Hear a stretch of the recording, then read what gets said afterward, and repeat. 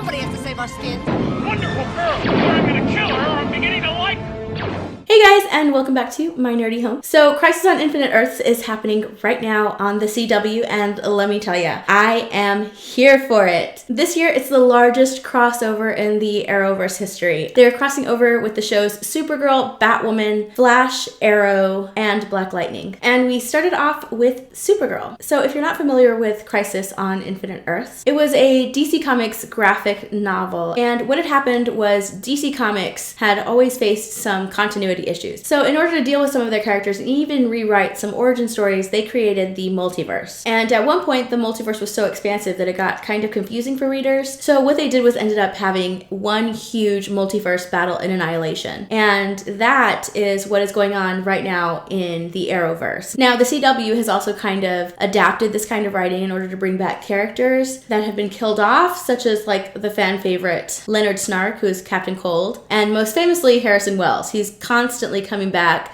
always from a different Earth. In fact, they kind of poke fun at this throughout the seasons, with this season actually telling the character of Wells his whole arc. So if you don't keep up with any of the shows and you're coming in just for Crisis on Infinite Earths, it can be a little jarring at this time, just because they kind of started the Crisis story in last season's crossover during the Elseworlds crossover. That's where we first meet the Monitor. And then also this whole first half of the season, some of our heroes have actually been on quests for the Monitor or are being tested by the Monitor. And some have also been just preparing for Crisis. So now we have episode 1 in the bag, and let's review. So we start the episode with the Monitor narrating exactly how the multiverse came to be, with shots of our heroes battling in previous seasons or last year's crossover. And then we get shots from different Earths, and this is where I literally screamed while I was watching the episode.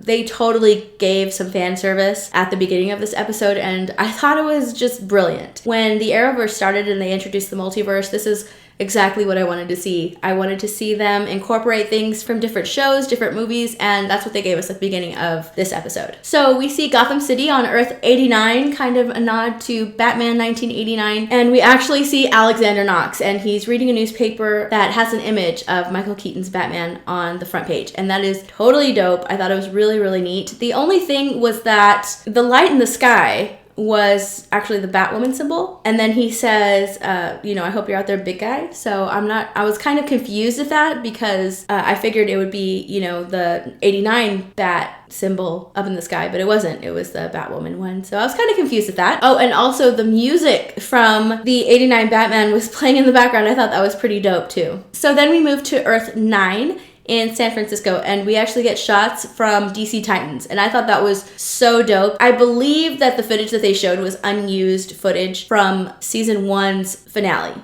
because the images looked super familiar. They didn't look like they were shot just for this episode, but it doesn't really matter. They showed the Titans, and I thought that was pretty neat. The Titans that actually show up are Hawk and Jason Todd's Robin, so I thought that was pretty cool. And then we move to Earth X, and we see the Ray, and then we get the coolest cameo of all. We move to another Earth, and we see Burt Ward, who played Robin in the Batman 60s television series, and he looks up at the sky and he says this: Holy crimson skies of death! Just awesome. Now we move to Earth 38, and we see Will Wheaton, and he's basically like a doomsdayer, and he gets attacked by a dragon named Spike, and Supergirl comes and she saves him, and she goes back to headquarters and tells everybody that all of the animals are going crazy and they don't know what's going on and what's causing all the animals to go crazy. And that's when we see everything shake, and Brainy tells Kara about the antimatter, how it's sweeping through space and destroying everything in its path, and the first place that it's going to destroy is Argo, which is where Superman and Lois are with their new baby. So the antimatter is about to hit Argo, and Superman and Lois take their son and they put him in a spacecraft in order to send him out to save him.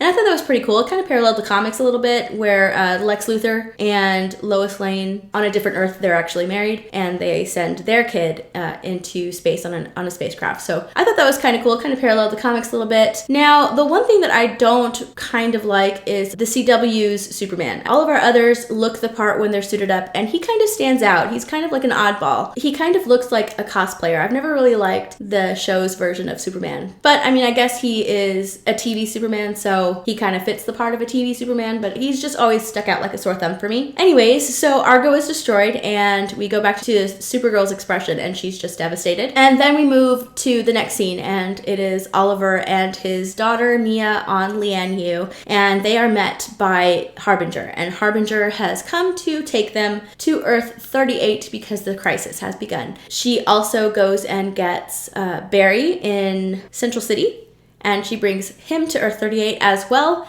And then she goes to Gotham and encounters Batwoman. My foot's falling asleep. I'm sitting on it in order to be tall enough. So Batwoman is currently fighting the Wonderland gang in just nauseating jump sequences. Seriously, I couldn't tell what was going on in this battle. So Harbinger tells Batwoman that the multiverse is in danger and we need your help. And Batwoman replies with, hang on. She sees Lila out of nowhere, hears her say that the multiverse is in danger, and she tells her to hold on? That is so dumb. All of our other heroes answer the call to help, but Batwoman puts herself before the universe. The scene would have worked better if she looked stunned when seeing Lila, appear out of nowhere, and she kind of loosened her grip on the Wonderland gang member who she is currently holding down, and the gang member accidentally gets away, and she looks a little annoyed, but answers the call to help. But instead, she looks at Lila and says, I'll deal with your crazy in a minute.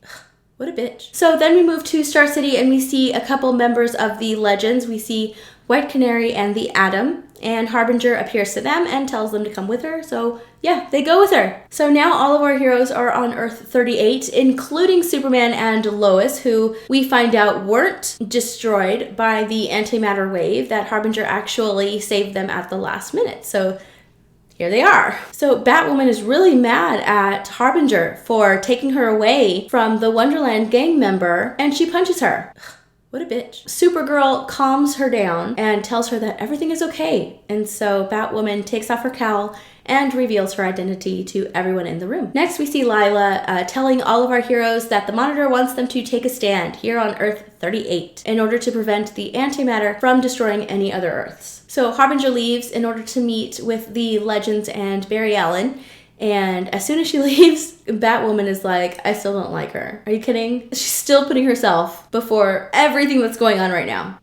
What a bitch. Lois and Clark are worried about their baby, and we find out that their baby made it off of the planet, but it got sucked into a temporal wormhole. And now the baby's in the year 2046, so Lois, White Canary, and Brainy leave the group to go and find the baby. So the rest of our heroes stay behind on Earth 38 in order to protect the quantum tower. This tower slows down the antimatter energy as well as the anti-monitor. The Atom actually compliments Batwoman's suit, and he offers to upgrade it for her, and she threatens to cut his hand off.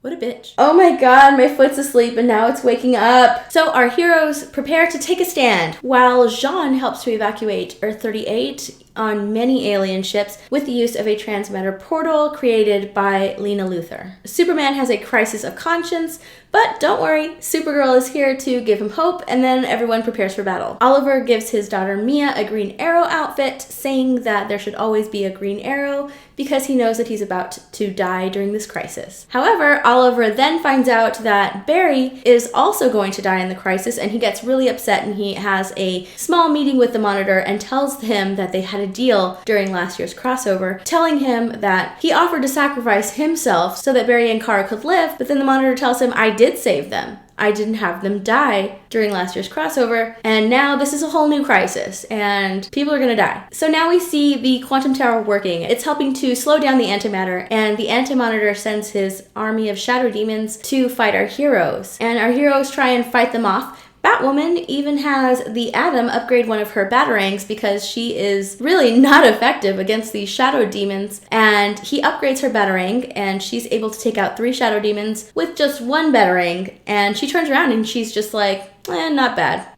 What a bitch. So the quantum tower loses its juice, and Superman and Supergirl have to go and recharge it, and it works, and our heroes continue to battle the shadow demons. However, the Monitor shows up and tells them that the battle is lost and continues to take our superheroes one by one back to Earth 1. But Oliver stays behind because the whole planet has not been evacuated yet, and he kind of uses one of his arrows to demobilize the Monitor so he won't take him back to Earth 1. He continues to battle the shadow demons, but he loses all of his arrows trying to dodge one of them, so now he's totally out of arrows, he's all on his own, and he proceeds to fight all of the shadow demons hand-to-hand combat. So somehow the Monitor breaks free, and he takes Oliver back to Earth 1, and Oliver is now dying. Now, this scene really got me. I was kind of in disbelief that this is how they were going to end the Green Arrow, but then I was like, snap out of it, because I'm pretty sure they're gonna bring him back one way or another. Either way, everyone saying goodbye to Oliver in this moment as he's dying was pretty sad, it's pretty upsetting, and his daughter Mia especially, she couldn't even speak, she was crying, and yeah, that was a pretty good scene. So Oliver Queen is dying, and Pariah shows up and he lets everyone know that he was the one that freed the Anti-Monitor, and he proceeds to tell everyone that we are all doomed, and Oliver Queen dies. And that's the end.